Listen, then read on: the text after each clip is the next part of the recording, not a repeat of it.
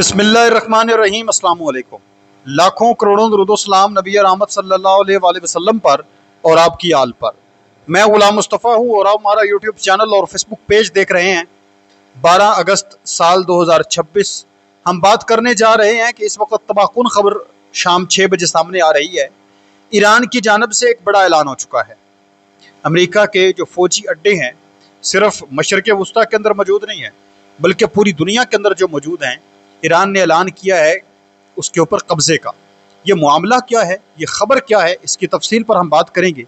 फिर इसके साथ साथ हम बात करने जा रहे हैं कि बिन सलमान ने बिन जायद के ख़िलाफ़ एक बड़ा फ़ैसला कर लिया है।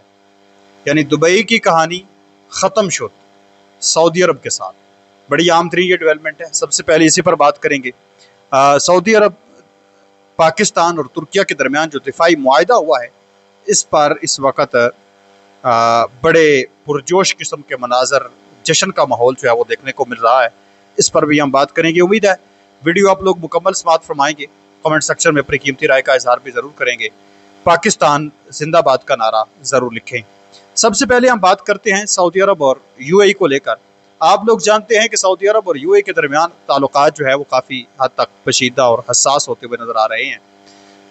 बिलखसूस सूडान के अंदर मामलात हों, यमन के अंदर मामलात हों, मुख्तलिफ जो ममालिक ये मौजूद हैं जहाँ पर हमेशा अपोजिट एक दूसरे की जमातों को ही सऊदी अरब सपोर्ट कर रहा है और अपोजिट ही जो यूएई है वो सपोर्ट कर रहा है।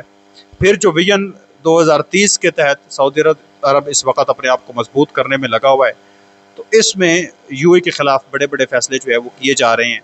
कुछ ऐसे फ़ैसले किए जा रहे हैं सऊदी अरब की जानब से जिससे यूएई को बड़े धचके महसूस हो रहे हैं। तो इसी तरह का एक और बड़ा फैसला इस वक्त कर लिया गया है। एक नई सड़क, एक नया रोड जो है वो बनाने का ऐलान कर दिया गया है। बाकायदा इस पर बातचीत हो गई है, मामला तय हो गए हैं ओमान और सऊदी अरब के दरमियान।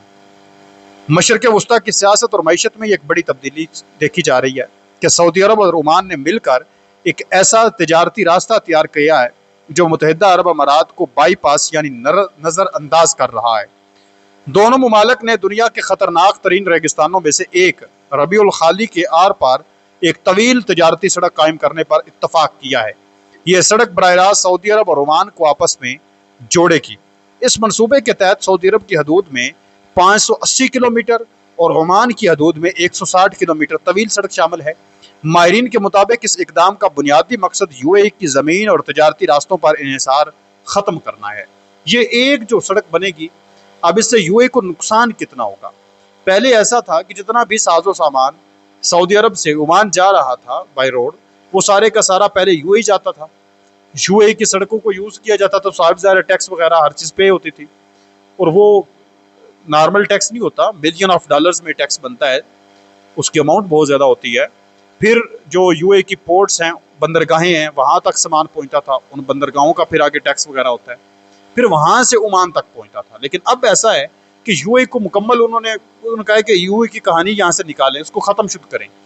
अपना अलहदा एक रोड जो है वो तामीर अब ये करने जा रहे हैं, जिससे ना उनकी बंदरगाहों को जो है वो उससे इनकम, सऊदी अरब बहुत बड़ा मुल्क है, ओमान के साथ बहुत बड़ी उसकी तिजारत है। यानी ओमान से जो माल आ रहा था सऊदी अरब से जो आ रहा था, और बड़ी बड़ी जो कंपनियाँ थी, और ये रास्ता भी कम है, यानी इसका फासला भी कम है, तो इसका डायरेक्ट जो है वो फ़ायदा सऊदी अरब को भी होगा, जो दूसरे ताजर बरादरी है उनको भी होगा, और ओमान को भी होगा, और बराह रास्त इससे यूएई को मिलियन ऑफ डॉलर्स का नुकसान होगा।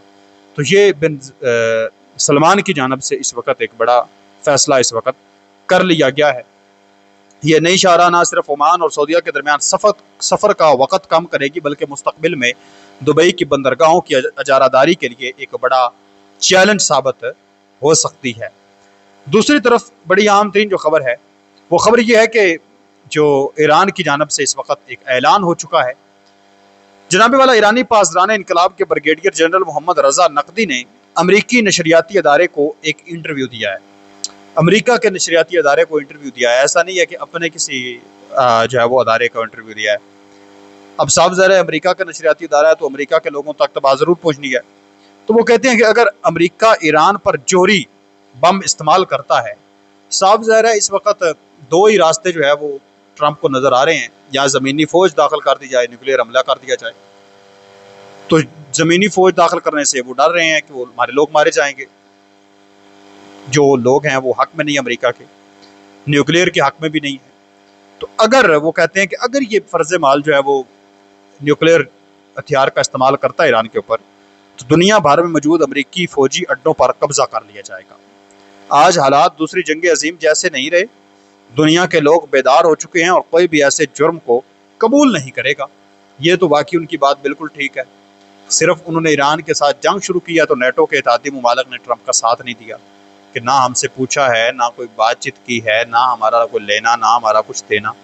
आप अपनी जंग आपने खुद शुरू की है और अपने हवारियों की खातिर जंग शुरू की है, फेक स्टेट वालों की खातिर जंग शुरू की है, तो खुद लड़ो, हम अपने बच्चे क्यों मरवाएं।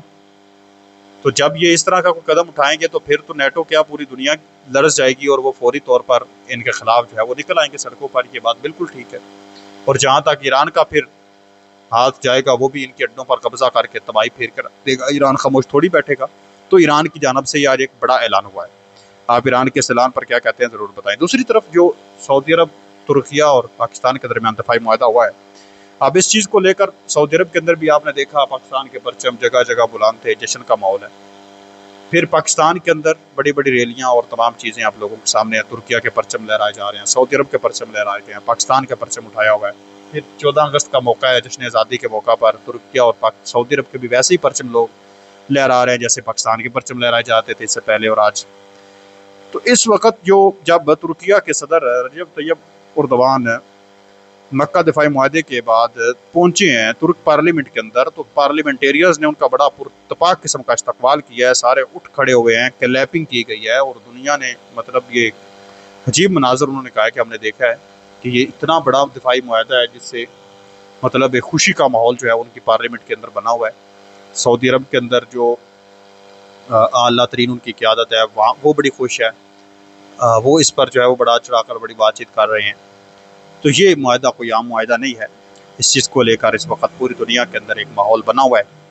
और एक बात याद रखें, इस वक्त जो पाकिस्तान के वज़ीर दाखिला मोहसिन नकवी साहब मौजूद हैं वहाँ पर ईरान के अंदर, तो आप ऐसे समझें कि हमारे फील्ड मार्शल ही जैसे वहाँ पर मौजूद हैं।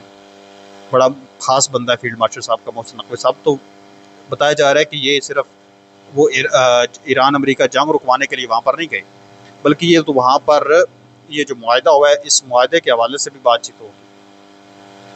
ईरान के साथ ताउन मज़ीद मजबूत किया जाएगा और वो लोग जो इस तरह की फैलाने की कोशिश कर रहे थे अफवाहें कि जी ईरान के ख़िलाफ़ है, ईरान के साथ दुश्मनी है, तो ऐसी बात नहीं है।